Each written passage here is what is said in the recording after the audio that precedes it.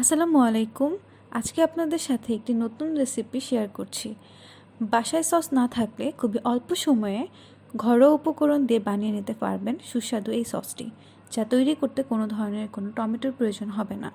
যা আপনারা যে কোনো ভাজা পোড়া খাবার, বিশেষ করে মোমো দিয়েও এই সসটি খেতে পারেন। এই সসটি তৈরি করতে লাগবে 1 চামচ আদা রসুন বাটা মিক্সড, 1.5 চামচ চিনি, স্বাদমতো লবণ, 1.5 চামচ মরিচ এবং রাঁধুনি সিরকা।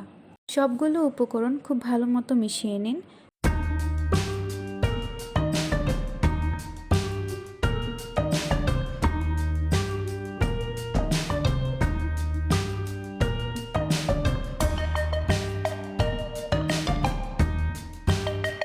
তৈরি হয়ে গেল আমাদের মজাদার সসটি।